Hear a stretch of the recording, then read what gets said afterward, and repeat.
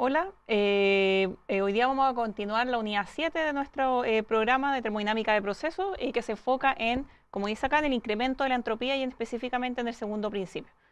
Cuando vean la unidad 7 se van a dar cuenta que básicamente está dividida en dos partes. La primera que habla de la motivación y la observación de lo que es la entropía y después vamos a establecer el principio y cómo lo podemos evaluar en la segunda parte. Vimos en la unidad 2 cuando vimos el primer principio de conservación de la energía, que ahí ocurrió, se determinó la conservación de la energía en base a experimentos de Joule, ¿cierto? Que él quería ver un poco cómo se podía, cuál era la relación entre la energía térmica y el trabajo útil que se podía dar. En este caso, Carnot, que era un ingeniero francés, se obsesionó básicamente con obtener la eficiencia que podían entregar estas máquinas térmicas, estas máquinas de vapor. Y está ejemplificado en esta figura que yo tengo acá, donde tenemos un depósito caliente que se determina como QC, que es positivo, es positivo porque va a entregar calor hacia el sistema y puede entregar infinitas cantidades de energía a una temperatura constante, así se define este depósito caliente. Lo va a entregar para poder obtener desde el sistema un trabajo útil. En este caso lo vamos a determinar como un trabajo negativo, ¿cierto? Porque el sistema va a hacer trabajo hacia los alrededores. Y en este caso estamos ejemplificando aquí una turbina. Y la energía que no se utilice como trabajo útil va a ser enviada para que haga este ciclo, ¿cierto? Va a ser enviada a este depósito frío. Este depósito frío es un depósito térmico que puede absorber infinitas cantidades de energía a temperatura constante y después pasa por un trabajo hacia el sistema, por eso es positivo, de vuelta al depósito caliente. En este caso, Carnot, en su tarea para poder determinar la eficiencia máxima de una máquina térmica, creó esta máquina térmica de Carnot, que es una máquina ideal, que tiene ciertas simplificaciones, ¿cierto?, que son importantes de mencionar. La primera es que en este ciclo tenemos un mol de gas ideal, es un sistema estacionario, y está definido en 4 etapas reversibles, ¿ya? Y esto es importante porque, como lo vimos en la unidad 3, la forma en la que vamos a evaluar el trabajo, por ejemplo, va a depender si el proceso es reversible o irreversible. Entonces, ya sabiendo que estas son 4 etapas reversibles, va a ser mucho más fácil poder evaluar la primera ley y el trabajo y el calor para cada etapa, ¿ya?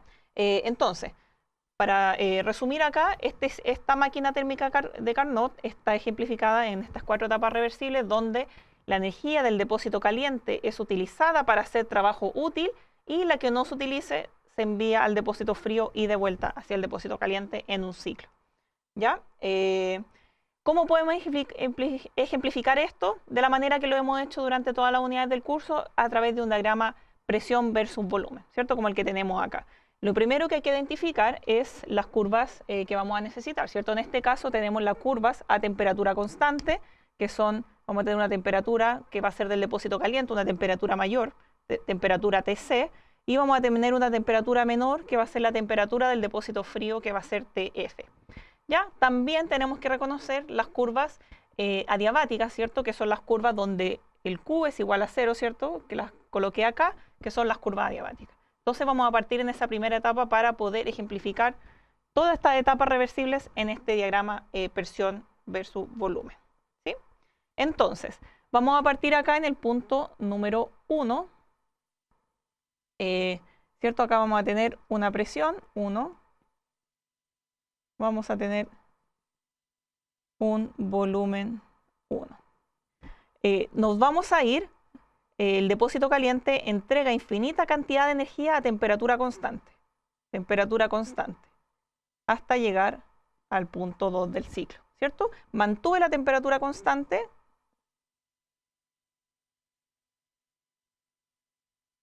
pero crucé 2 curvas adiabáticas, entonces entregué calor al sistema, ¿sí? Después voy a pasar, voy a generar una expansión y voy a disminuir la temperatura, ¿cierto? Y eso va a ser efecto de esta segunda etapa, que es el trabajo útil que se extrae de este sistema, ¿cierto? Entonces podemos considerar que este proceso se lleva adiabáticamente, es decir, que este sistema está aislado de los alrededores, no intercambia calor, pero sí se genera trabajo útil, en este caso en negativo, entonces es expansión hasta este punto 3. Yo aquí aumenté el volumen y obviamente disminuir la presión. Me olvidó aquí poner eso. ¿Sí? Después de este punto, yo voy a la energía del depósito caliente que no se utilizó es enviada al depósito frío, ¿cierto? A través de este camino, de esta trayectoria isotérmica hasta el punto número 4.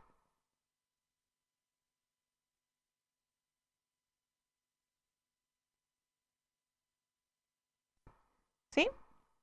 Y como es un ciclo, nos devolvemos a través de un trabajo desde los alrededores del sistema, por eso es negativo, hacia el depósito caliente, ¿cierto? Y acá se puede ejemplificar como, por ejemplo, el trabajo que haría un compresor, ¿cierto? Que es un trabajo hacia el sistema, un trabajo de compresión, puede ser una bomba también. ¿Sí? Me devuelvo al punto 1 para completar el ciclo. Y bueno, y ahí podemos ejemplificar nuestras 4 etapas reversibles, ¿cierto? Tenemos esta primera etapa que va de 1 a 2, ¿cierto? Que sería esta de acá. Después tenemos la etapa número 2, que sería la que el trabajo representada por el trabajo útil del sistema. Tenemos el depósito frío y después el trabajo hacia el sistema, ¿sí? Y nosotros ya podemos saber, en base a todo el trabajo que hemos hecho de la unidad 1 a 6, cómo poder evaluar esta etapa en forma individual, ¿sí? Por ejemplo, evaluemos la primera etapa. La primera etapa es la etapa que va desde el punto 1 al punto 2. ¿Cierto? Tenemos la etapa que va desde el punto 1 al punto 2. ¿Cómo podemos identificar esa etapa? Bueno, sabemos que es una etapa a temperatura constante y yo estoy aumentando el volumen. Entonces es una expansión isotérmica, ¿sí?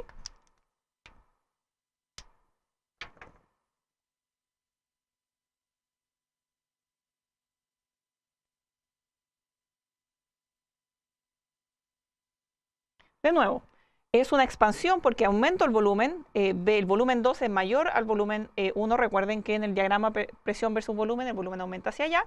Y voy por la isoterma, entonces es una expansión isotérmica, ¿sí? Entonces, ¿qué es lo que ocurre acá? El gas recibe calor desde el depósito caliente, infinitas cantidades de energía a una temperatura constante. Entonces, en este caso tenemos que T1 es igual a T2 y es igual a la temperatura de ese depósito caliente, ¿sí?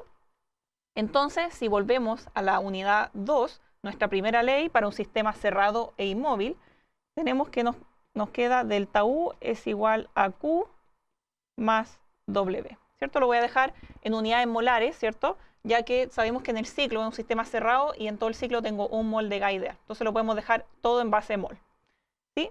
¿Qué es lo que ocurre con estos diferentes términos? Si es un proceso isotérmico, nosotros ya sabemos qué es lo que le ocurre a la energía interna, porque la energía interna es función de la temperatura, ¿cierto? Sabemos que el delta U es igual a la capacidad calorífica a volumen constante por el delta T. Entonces, si el delta T es igual a 0, el delta U es igual a 0. ¿Qué es lo que nos queda? Es que el Q del depósito caliente o de la etapa 1 a 2 va a ser igual a menos el trabajo que se realice en la etapa 1 y 2. Y de nuevo, nosotros ya sabemos, lo hemos estudiado extensivamente, cómo se evalúa el trabajo de una etapa reversible y que además es isotérmica, ¿cierto? Nos queda, va a ser menos, este es el signo de acá, más el trabajo que es menos RT del depósito caliente por el logaritmo de la expansión, V2 dividido V1. Y cierro el paréntesis. Eso de nuevo es algo que ya sabemos de la unidad 2. También recordemos que esto lo podemos expresar como logaritmo de P1 dividido P2, ya que esto es un gas ideal y los podemos relacionar, ¿sí? Entonces eso nos quedó muy fácil, ya que sabemos que el delta U es igual a 0, por lo tanto el calor que entrega el depósito caliente va a ser igual a el negativo del trabajo de esa etapa y se puede evaluar como un trabajo isotérmico, ¿sí? Muy fácil. Bueno, después de la expansión isotérmica del gas ideal, pasamos a la segunda etapa de estas 4 etapas reversibles, que es la etapa del trabajo útil, ¿cierto? ¿Qué es lo que ocurre acá? Se lleva a cabo una expansión desde el punto 2 al punto 3, expansión porque el volumen 3 es mayor al volumen 2, entonces hay un proceso de expansión. ¿Y qué es lo que ocurre acá? El gas se enfría, porque me muevo desde la temperatura del depósito caliente, TC, a una temperatura del depósito frío. y me muevo por la línea diabática. ¿Qué es lo que quiere decir? Que durante esta etapa no se intercambia calor desde o hacia los alrededores. Entonces, aumentamos el volumen, por lo tanto es una expansión, y nos movemos por la línea diabática, por lo tanto es una expansión adiabática. ¿Qué es lo que ocurre con la primera ley? De la misma forma que para la etapa de 1 a 2, para un sistema cerrado e inmóvil, va a ser igual a delta U igual Q más W. Vamos a poner los subíndices para que no nos confundamos, ¿ya? En este caso, la variación de energía interna es distinta a cero, porque existe un diferencial de temperatura, ¿cierto? El gas ideal se enfría desde la temperatura 2, que es la temperatura del depósito caliente, a la temperatura del depósito frío, ¿sí? Por lo tanto, el delta U va a ser igual a la capacidad calorífica volumen constante por la temperatura final, que es la temperatura del depósito frío, menos la temperatura inicial, que es la temperatura del depósito caliente. Recordemos la capacidad calorífica a volumen constante, que es un concepto que vimos en la unidad 4. ¿Ya? El sistema, este proceso se lleva a cabo diabáticamente, es decir, se mueve por la línea de Q igual a 0. Por lo tanto, de nuevo, no se intercambia calor. Entonces, el Q de la etapa 2-3 es igual a 0. ¿Qué nos queda? Que el trabajo útil de la etapa 2-3 va a ser igual a la variación de energía interna de esa etapa y ya la definimos. Y la capacidad calorífica, volumen constante, es un valor que nosotros conocemos para gas ideal. Sí, muy fácil. Pregunta, ¿cuál es el signo de este trabajo? Que es lo importante, ¿cierto? El signo va a ser negativo. ¿Por qué? Porque es un proceso de expansión. Para llevar a cabo un proceso de expansión, el gas tiene que hacer trabajo hacia los alrededores, ¿cierto? Si llevamos nuestro ejemplo clásico de cilindro-pistón, el pistón está subiendo, por lo tanto el gas ideal tiene que estar empujando hacia arriba para llevar a cabo ese trabajo. Y en base a la convención que estamos utilizando, se refiere a un trabajo negativo. También lo podemos ver por este delta T. La temperatura fría va a ser menor a la temperatura caliente, por lo tanto este diferencial de temperatura también va a ser negativo. ¿Sí? Bueno, eso con la etapa 2-3. ¿Qué pasa ahora con la segunda mitad de nuestras 4 etapas reversibles? ¿Qué pasa cuando el gas ideal se mueve del punto 3 al punto 4? Sería la etapa que está acá abajo.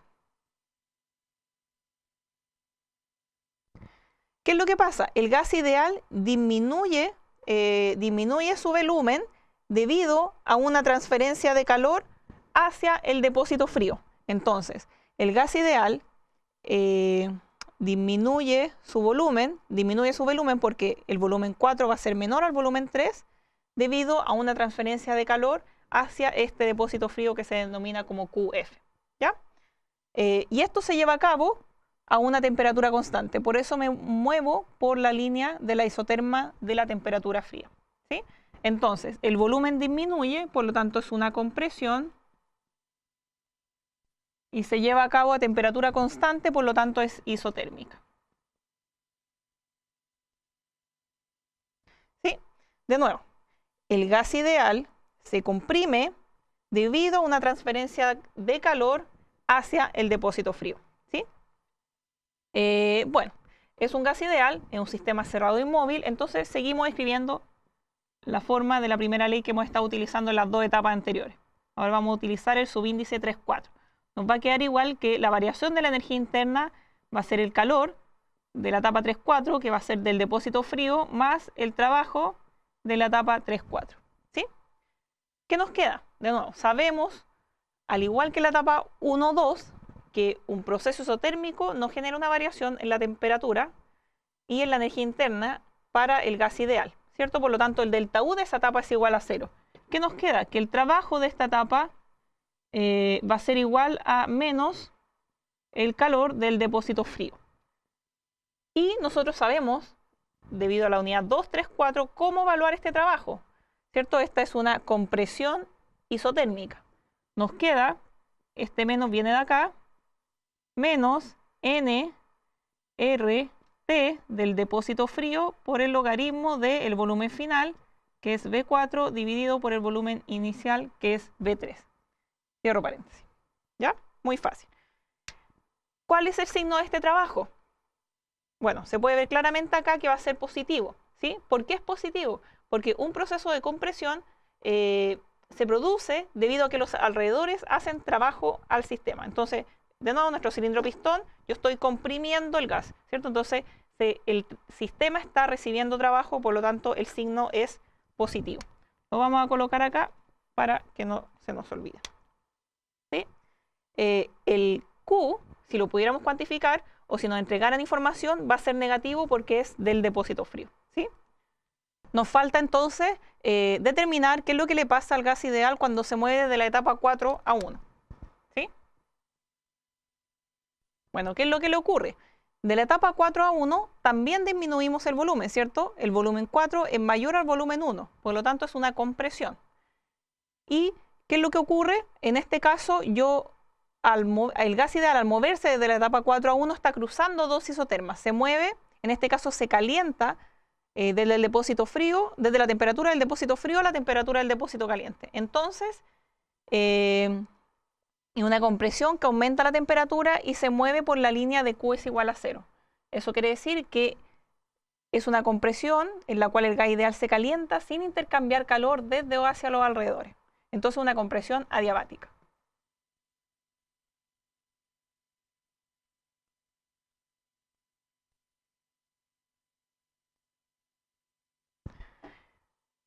En este caso podemos de nuevo evaluar la primera ley, delta U 4,1 es igual al calor de la etapa 4,1 más el trabajo 4,1. Si es una etapa adiabática, ya sabemos que este término se va a 0. ¿Sí? En este caso, como yo cruzo isotermas, el gas ideal se calienta desde TF a TC, va a haber un delta T, y eso quiere decir que va a haber una variación en la energía interna que va a ser igual a la capacidad calorífica, volumen constante, por el delta que es TC menos TF. ¿Sí? Y en este caso podemos evaluar el trabajo útil de esa etapa como la variación de la energía interna. ¿Sí? Muy fácil, es muy parecido básicamente a la etapa 2 a 3, pero en sentido contrario, porque en este caso estamos hablando de una compresión. Lo importante acá, ¿cuál es el signo de ese trabajo? Es una compresión. Por lo tanto, ya expliqué en la etapa anterior que para llevar a cabo una compresión, para disminuir el volumen, hay que hacer trabajo hacia el sistema. Por lo tanto, el signo de este trabajo es positivo. Se puede ver también por el signo que va a tener este diferencial de temperatura. Yo no sé los números, pero sé que la temperatura C va a ser mayor a la temperatura F, ¿cierto? Porque la temperatura C es del depósito caliente y la F del depósito frío. ¿Sí? Entonces, eso es muy importante de determinar. Entonces, ahora podemos poner estas 4 etapas reversibles juntas para evaluar qué es lo que pasa en el ciclo. Entonces, la aplicación del primer principio a cada una de las etapas nos va a poder evaluar cuál es el trabajo total que puede entregar esta máquina térmica ideal, que es la máquina térmica de Carnot. Entonces, vamos a definir como la máquina térmica de Carnot como la sumatoria de I igual a 1 hasta N igual a 4 de todos los trabajos que hemos visto, ¿cierto? De las 4 etapas reversibles. Y lo podemos reemplazar. Como tarea los invito a que reemplacen todas las etapas y todos los valores de trabajo que hemos visto para cada etapa individual, colocarlo en esta ecuación y reemplazarlo y ver qué nos queda. ¿Sí? Yo les voy a escribir la ecuación ya más trabajada, ¿cierto? Pero no, por favor hagan el trabajo en sus casas para ver cómo todo esto se puede determinar el trabajo total de Carnot. Nos va a quedar menos R por la temperatura del depósito caliente menos la temperatura del depósito frío por el logaritmo de P1 dividido P2. ¿Ya? De nuevo, la sumatoria de todos los trabajos de las 4 etapas reversibles que vimos nos queda en este resultado final que depende de la presión 1, que es la etapa inicial, a la presión 2, que es la segunda presión que podemos medir en nuestro proceso, por el diferencial de temperatura del depósito caliente menos la temperatura del depósito frío. ¿Sí? Entonces, como les comentaba al principio, Carnot hizo este análisis porque estaba obsesionado. Él quería determinar un poco la eficiencia que estas máquinas térmicas podían tener. Entonces, él creó esta máquina térmica de Carnot o máquina térmica ideal que tiene estas consideraciones para poder evaluar. Entonces, vamos a utilizar esta máquina térmica de Carnot como nuestra máquina ideal para poder conocer el trabajo útil que pueden dar las máquinas térmicas reales. ¿Ya? Entonces, cuando hablemos de máquinas térmicas reales, vamos a hablar de que estas máquinas térmicas van a tener una eficiencia. Y esa eficiencia va a ser medida en base a esta máquina ideal, ¿cierto? Porque esta máquina ideal nosotros la podemos cuantificar al decir que son 4 etapas reversibles, nosotros sabemos cómo podemos cuantificar el trabajo de cada etapa y es algo que nosotros podemos, en términos de propiedades macroscópicas, medir fácilmente, ¿sí? Entonces, vamos a definir la eficiencia de Carnot. Va a ser igual a el trabajo en valor absoluto del Carnot dividido por el calor que entrega el depósito caliente. ¿Por qué el calor que entrega el depósito caliente? Porque en este ciclo, el calor que entrega el depósito caliente es el que lleva a cabo, el que hace que este ciclo ocurra, ¿cierto? Ya como les explicaba al principio, el depósito caliente entrega infinitas cantidades de energía a temperatura constante, las cuales van a ser transformadas para hacer trabajo útil en esta etapa. Y lo que no se utilice va a continuar este ciclo.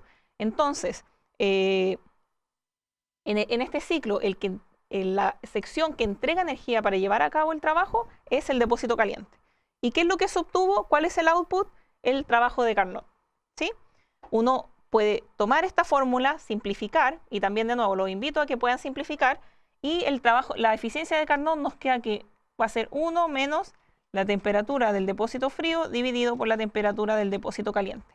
Y de esta forma uno también puede ver fácilmente que las eficiencias siempre van a ser menores que 1. ¿Por qué? Porque que la eficiencia sea igual a 1 quiere decir que este término va a ser 0. ¿Y qué implica que este término sea igual a 0? Es que la temperatura del depósito caliente sea, por ejemplo, infinito, ¿cierto? Si esto tiende a infinito, este término se va a hacer 0 y la eficiencia va a ser 1, ¿sí? O, en otras palabras, quiere decir, tendría que ocurrir que la temperatura del depósito frío tendiera a 0. Y eso también prácticamente es muy difícil. Entonces, este número siempre va a ser distinto que 0 y eso le va a restar, obviamente, a las eficiencias de las máquinas térmicas que no sean 100%. Bueno, ya hemos analizado y hemos aplicado el primer principio a todas estas 4 etapas reversibles que se basan, forman parte de esta máquina térmica de Carnot. Y bueno, ahora podemos evaluar y en realidad determinar cuál es el trabajo de esta máquina térmica de Carnot, ¿sí?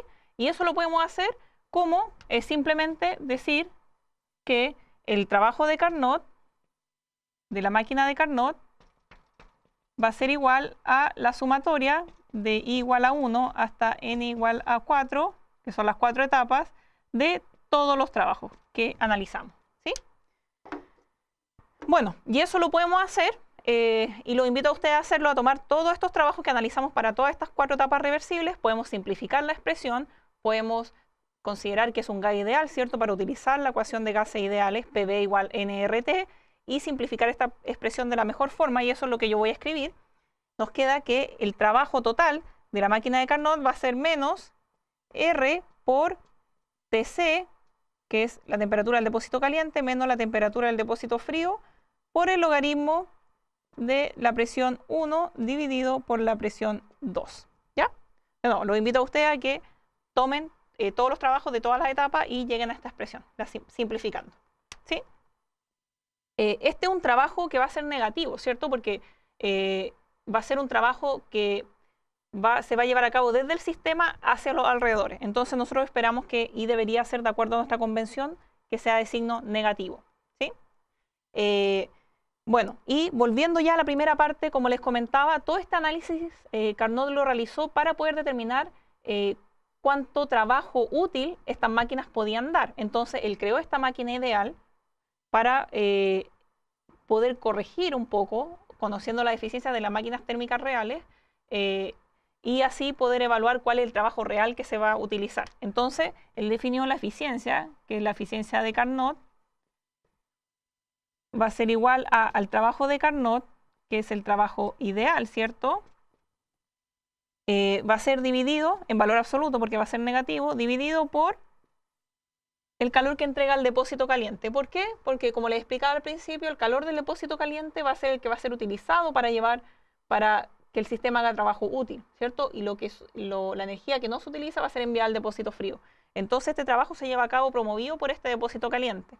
Simplificando, y de nuevo los invito a ustedes a simplificar esta ecuación, nos va a quedar que va a ser 1 menos la temperatura del depósito frío dividido por la temperatura del depósito caliente, simplificadamente, ¿sí?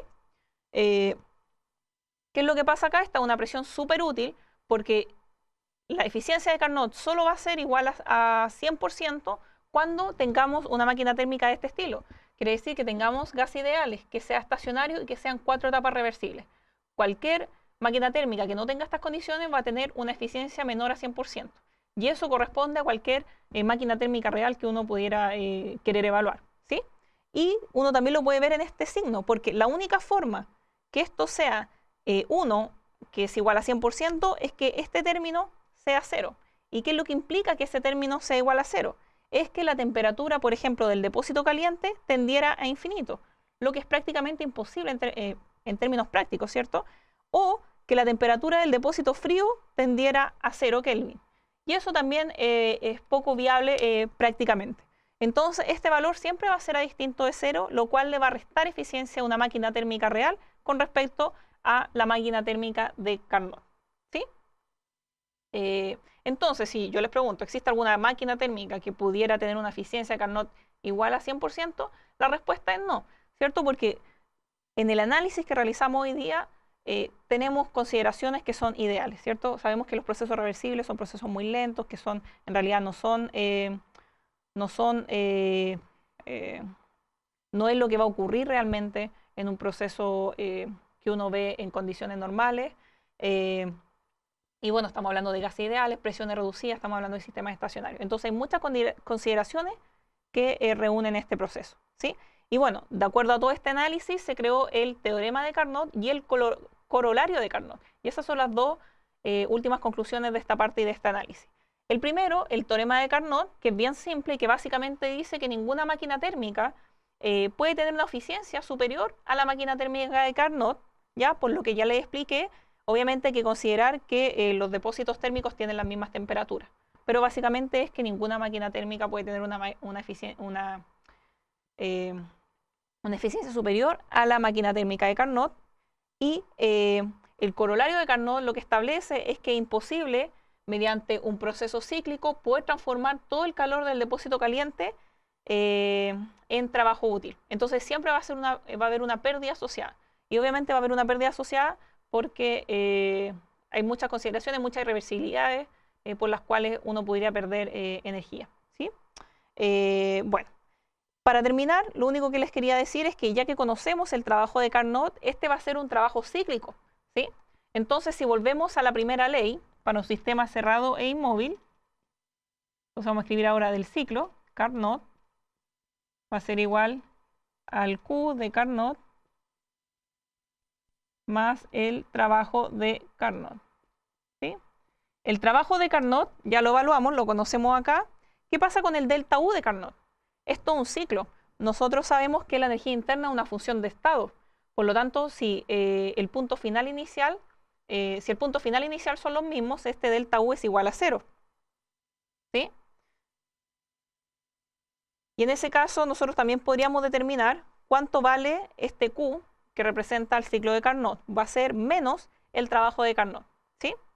También sabemos que este Q de Carnot va a ser la diferencia entre el depósito caliente y el calor que entrega el depósito frío. Entonces, también recordemos, aplicamos la primera ley para cada etapa independiente, pero también podemos aplicarla para el ciclo completo, ¿sí? Y eso también nos va a poder permitir conocer o el Q de Carnot o el trabajo de Carnot.